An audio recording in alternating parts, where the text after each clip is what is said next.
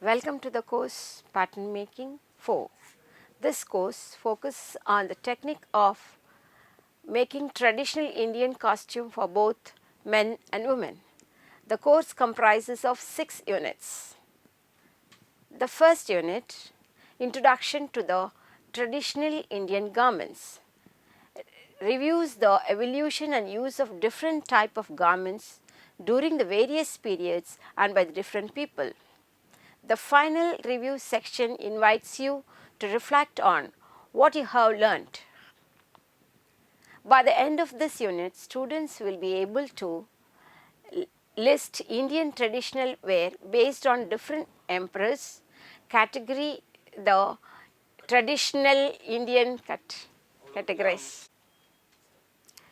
By the end of this unit, students will be able to list Indian traditional wear based on different emperors, categorize the traditional Indian garment based on region, list the fabric type used for Indian wear from ancient time, and distinguish the design features of traditional Indian wear influenced by various emperors. Indus Valley Civilization. Based on evidences obtained from the residue mobs of copper and impressions perceived in clay, we can conclude that during this civilization, the indigo and the turmeric were used as dyeing agents. Indian spices of silkworm were used for obtaining silk. Harappians had abundant supplies of Mesopotamian wool textiles, as there was a frequent trade carrier out between Harappians and Mesopotamians. Skins of various animals might have been used for making belts, cuirass, etc. And reeds of straws might have been made use for making sandals. Men wore a cloth around the waist which resembles a modern day dhotis, as it passed between the legs and was tucked behind. It is believed that women wore knee-length cloth around the waist. Choli or blouse was not in use. Let's move on to the Vedic period. It was in this era that the people started learning the art of weaving and stitching clothes. The clothes of this period are regarded as a traditional attire of Indian, as they were designed and owned by the people. Men and women used a lot of metal or bead ornaments. Garments merely covered the waist. Men binds of the lower garment was tight, and more women it was not so tight. Based on social status, they used a light or loose upper garment. Royal people appeared in golden robes. Men also wear headgears called turban, which was tied in different regional styles. Next, we will look at Mauryan and Sunga periods. During this period, the people wear unstitched clothes like Vedic period. The most important piece of clothes in Antaria, which was made from cotton, linen or muslin, and was at the time fitted with a gold and precious stone embroideries.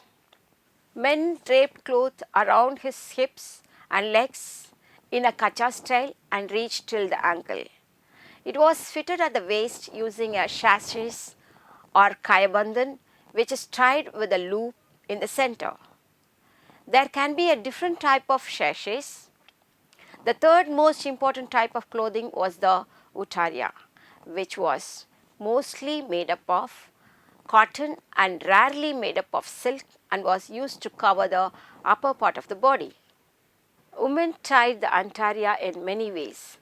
A simple small antaria or strip of cloth, langoti, was attached to the kayaband, the center front, then passed between the leg and tucked it at the back. Then an elaborate type of antaria was worn in kacha style or lehenga style.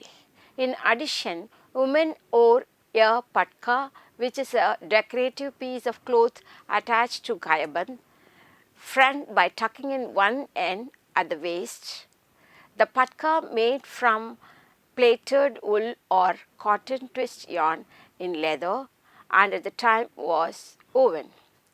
In remote villages, the people wore unbleached cotton clothes, and in most backward area, the clothes were made of grass, skin, and fur.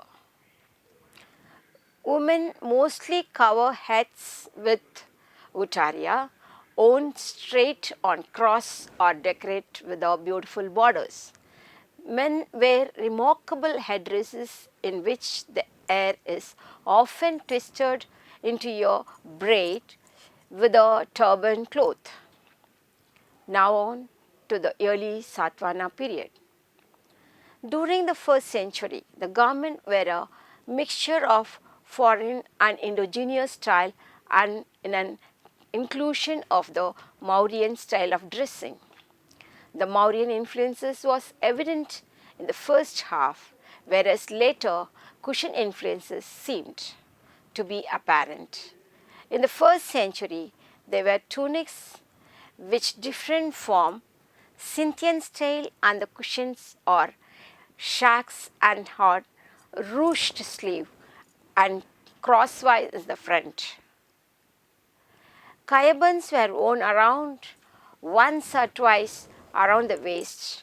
Also elaborate turban were worn around the head, decorated beautifully. The women also changed their attire by using short antaria, large utaria with elaborate borders covering the head and the back. Other than the skirt, they were more or less like the Lombardies, who were the gypsies tribe of today. In the early stages, everyone wore Persian style garments, and the people they were ruling wore Hindu style garments from the Mauryan team. Gradually, the two costume style mixed, and eventually by the time of Guptas, most people were wearing Hindu style garments. Next, we move on to the Gupta period. The Aryan antaria was worn in Gupta time in various forms.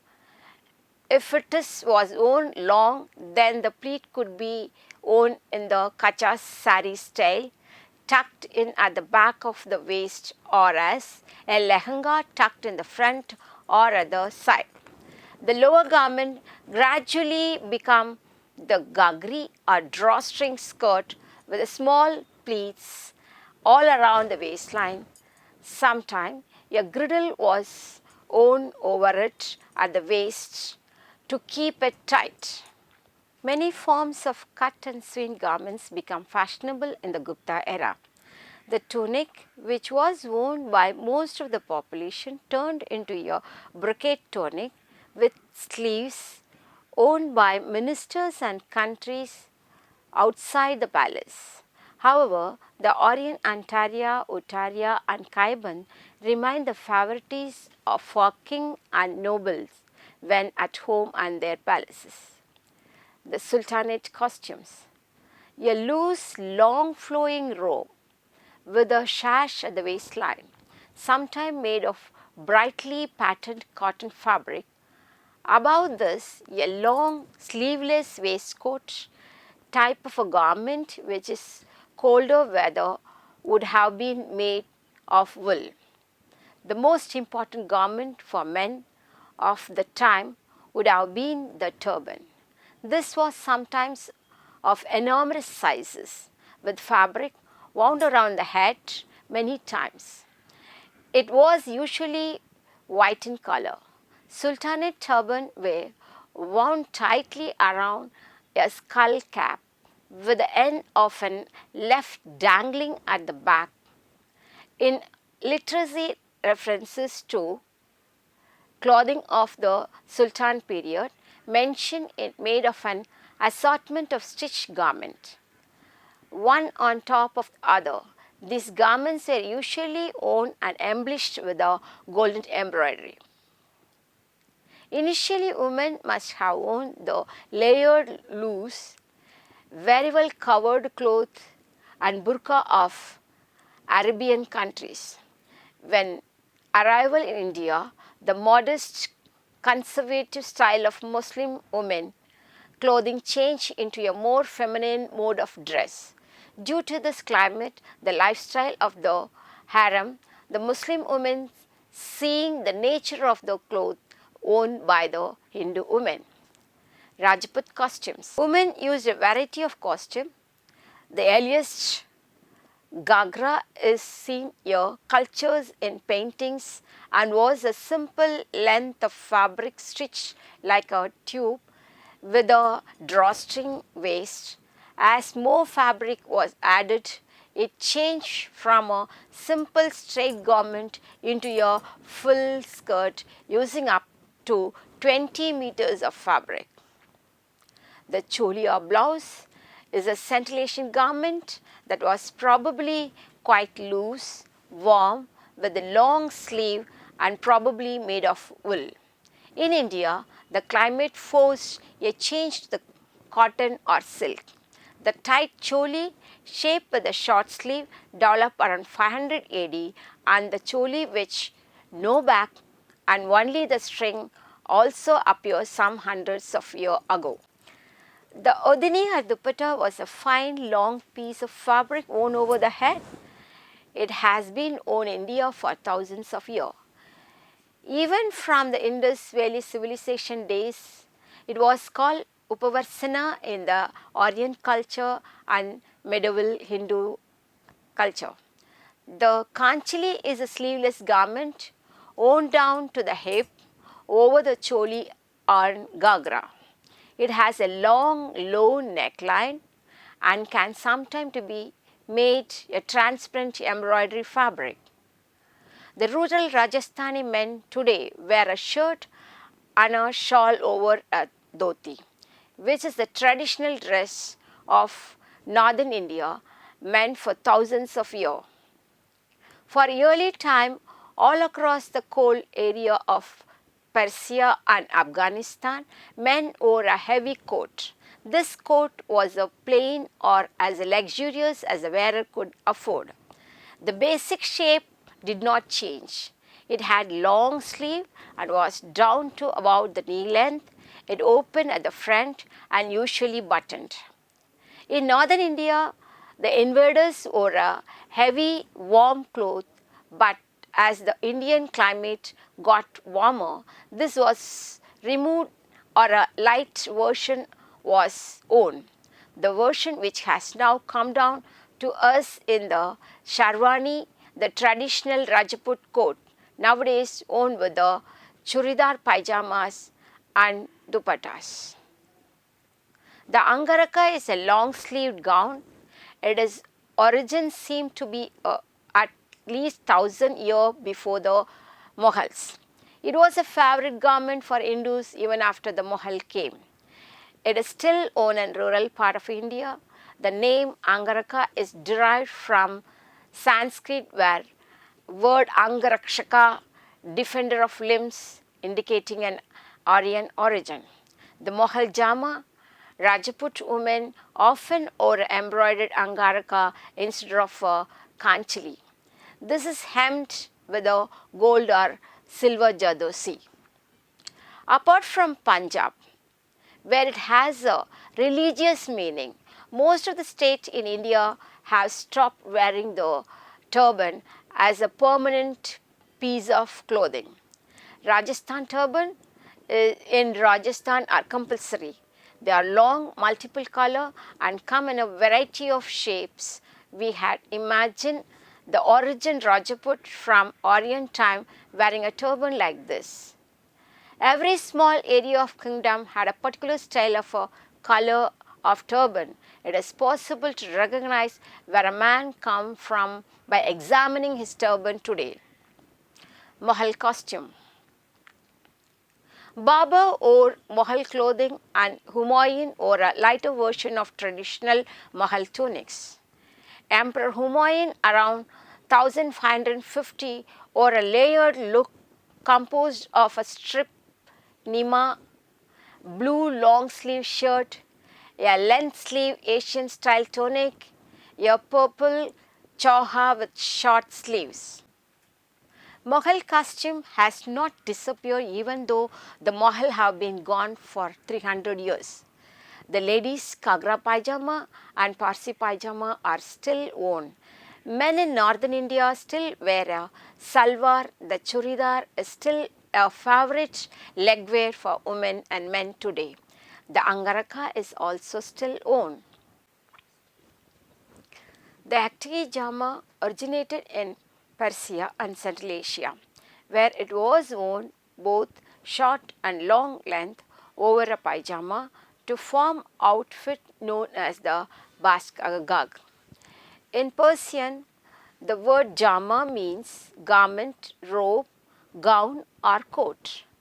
The definition of the Mughal jama is a side-fastening frock coat with a tight-fitting bodice, nipped in waist and flared skirt reaching the knee level.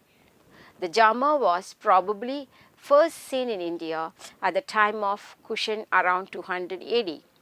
The jama of Persia, made of thick, would not be appropriate for hot India. In fine cotton weaves were used and the jama developed a style of its own. Originally, it had a straight skirt, but lit upward panels gave the skirt a fuller shape. This was before the Mughal came. Akbar made some changes around 1580, making it suitable for royal use. As ironing out so much fabric would have proved a problem, so a sophisticated technique of crinkling and ruching was developed called Tunic. By 1600s, the jama had evolved into a very flamboyant garment. Around the waist of the jama, a long piece of fine fabric was tied like a sash. This was the patka, from which a jewelled sword could be suspended. The patka were hand woven with the complex designs or embroidery and had painted or printed. Many made of a royalty showed textile craftsmanship and it's the best. This is a very ancient garment seen all throughout Persian, Mughalian and other areas. The word koha in Mughal times referred to a long sleeved coat open down the front, usually down to hip length or knee length.